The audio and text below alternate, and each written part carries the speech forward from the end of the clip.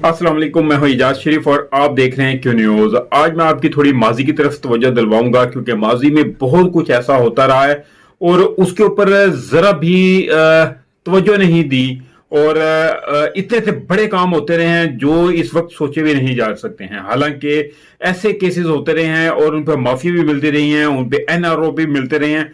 और इस वक्त की अगर छोटी सी किसी बात पर इमरान खान को यहां तक करके देख लें कि उनके ऊपर कातलाना हमला, शहीद अरशद शरीफ का मामला देख लें, कितने कितने बड़े वाकयात हो रहे हैं और अभी तक कानून हमारा हरकत में नहीं आ रहा है। तो आपकी तवज्जो एक बहुत बड़े वाकये की तरफ दिलवाना चाहूंगा कि शायद आप लोग सारे जानते भी हैं, लेकिन इसकी अंदरूनी मामला और डिटेल से आपको बताऊंगा कि ये एक जगह से मुझे खबर मिली तो मैंने सोचा कि आप लोगों के साथ ये शेयर कर दी जाए। 12 अक्टूबर 1999 का दिन था जब पाकिस्तान का army chief general Parvez Musharraf और chairman joint chief of staff committee अपने श्रीलंका के सरकारी दौरे पर पीआईए की कमर्शियल परवाज 777 से वो वापसी कराची आ रहे थे। इनके साथ मेजर जनरल तारक मजीद और ब्रिगेडियर नदीम ताज भी जहाज में सवार थे। इसके साथ साथ जहाज में सरकारी एहलकार समेत 150 पाकिस्तानी मुसाफिर भी मौजूद थे।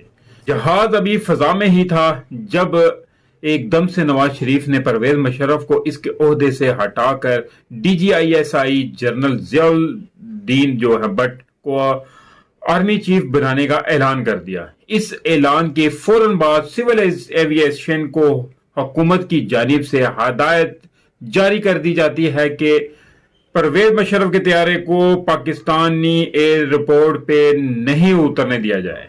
फिजा में उड़ते तैयारे के अंदर बैठे मुशर्रफ को कुछ इल्म नहीं कि नीचे जमीन पर क्या हो रहा है। फिर अचानक पायलट मुसाफिरों को बताता है कि हुकूमत की जानिब से जहाज को कराची एयरपोर्ट पर लैंड करने से रोक दिया गया है। मुशर्रफ समेत तमाम मुसाफिर एकदम से शौक सा लगता है, परेशान हो जाते हैं। पायलट समझता है कि शायद कंट्रोल टावर वाले जो बंदा बैठा वो मुझसे मजाक कर रहा है। वो एक मरतबा फिर लैंडिंग के लिए राब्ता करता है और इसे एक मरतबा फिर इनकार होता है। इस दौरान तैयारे का जो यानी कि तकरीबन 30 मिनट का टाइम बीच में इस दौरानिये में गुजर जाता है। तो जहाज में फ्यूल का लेवल कम होना शुरू हो जाता है। मुसाफिर जो है बुलंद आवाज से कलमा तैयबे का जो है वर्द शुरू कर देते हैं। मुशर्रफ अपनी सीट से उठकर पायलट के पास जाता है। वहां से वो कंट्रोल टावर से खुद रब्ता करके कहता है कि वो आर्मी चीफ पाकिस्तान है, जहाज को लैंड क्यों नहीं करने दिया जा रहा। आगे से जवाब मिलता है कि हुकूमत का हुक्म है कि आपके जहाज को पाकिस्तान में लैंड नहीं करने दिया जाए, बल्कि आप इंडिया में लैंड कर लें। मुशर्रफ कहता है कि जहाज में सिर्फ वो अकेला सवार नहीं है बल्कि 150 आम सिविलियन मुसाफिर भी मौजूद हैं। जहाज का ईंधन कम हो रहा है, इनकी जिंदगियां खतरे में पड़ चुकी हैं। तो आगे से थोड़ी देर के लिए खामोशी होती है। फिर चंद मिनट बाद कंट्रोल टावर से जवाब मिलता है कि नवाज शरीफ हुकूमत ने ठान ली है कि आप जहाज को मोड़कर इंडिया की तरफ ले जाएं और भारतीय रियासत गुजरात या अहमदाबाद में लैंडिंग कर लें। को चीज बताता चलूं कि परवेज मुशर्रफ ने कारगिल के महाज पर भारत को शदीद जरब लगाई थी और अब हुकूमत पाकिस्तान अपने आर्मी चीफ से कह रही थी कि इसका त्यारा पाकिस्तान में लैंड नहीं हो सकता, अलबत्ता भारतीय जो है रियासत गुजरात में लैंड कर लें। इस वक्त गुजरात का वजीर आला भी इंतहा पसंद कह लें कि हिंदू मोदी ही हुआ करता था। खैर मुशर्रफ ये सुनकर जो है वो सख्ते में थे, यानी कि बहुत ही ज्यादा परेशान थे। इसने पायलट से कहा कि वो कराची की बजाय नवाब शाह एयरपोर्ट की तरफ जहाज मोड़ ले और वहां लैंडिंग की कोशिश करे। पायलट ने ऐसा ही किया, लेकिन वहां से भी हुकूमत की तरफ से इनकार ही मिला। जहाज में मौजूदा मुसाफिरों को अपनी मौत साफ नजर आ रही थी और वो बहुत ही ज्यादा परेशान हो चुके थे क्योंकि जहाज में सिर्फ 50 मिनट का फ्यूल बाकी रह चुका था। परवेज मुशर्रफ के कहने पर जहाज को वापस कराची की तरफ मोड़ लिया गया। हुकूमत की हदायत पर جو ہے رن وے کی جو بتیاں ہیں وہ مکمل بجھا دی گئی تھی تاکہ جہاز لینڈ نہ کر سکے۔ پائلٹ نے مایوسی سے مشرف کی طرف دیکھا اور پوچھا کہ اب کیا ہو سکتا ہے۔ مشرف نے کنٹرول ٹاور سے آخری مرتبہ بات کی اور کہا کہ میری ایئرپورٹ پر موجود ملٹری پولیس سے بات کروا دی جائے یا پھر انہیں اس صورتحال کا آگاہ کیا جائے۔ اعلیٰ قیادت تک خبر پہنچ چکی تھی۔ پھر پاک فوج کے بہادر شیر لیفٹیننٹ جنرل مظفر عثمانی نے فوری طور پر کراچی ایئرپورٹ کو سیل کر دیا۔ وہاں پہ وہ اپنے کنٹرول میں لیا، اس کا چارج سنبھال لیا اور مشرف کا طیارہ بحفاظت لینڈ کروا دیا۔ اس دوران ملٹری پولیس نے ضیاء الدین بٹ کو ان کے گھر میں ہی نظر بند کر دیا تاکہ کمان کی تبدیلی نہ ہو سکے۔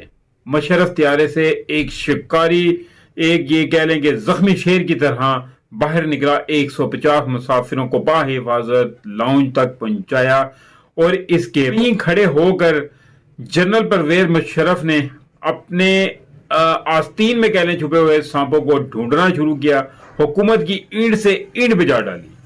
جنرل پرویز مشرف نے ایمرجنسی ڈکلیئر کر دی اور نواز حکومت برطرف کر دی۔ فوجیوں نے نواز شریف اور اس کی پارٹی کو پکڑ کر جیل میں ڈال دیا۔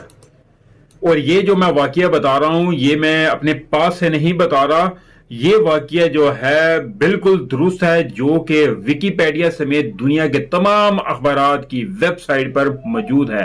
اگر آپ اپنے یعنی کہ اپنے ایمان کو جھنجھوڑتے ہوئے اور اپنے آپ کو پارٹیوں سے الگ کرتے ہوئے انسانیت کے ساتھ دیکھا جائے تو کیا یہ ٹھیک تھا اس وقت کے آرمی چیف کے ساتھ کرنا؟ ہمارے ملک کے آرمی چیف کے ساتھ اور ہمارے اس کے اندر سویلین لوگ بھی اس قدر یعنی کہ 150 مسافروں کی جان کو خطرے میں ڈالنا اقدام قتل کے مترادف نہیں تھا؟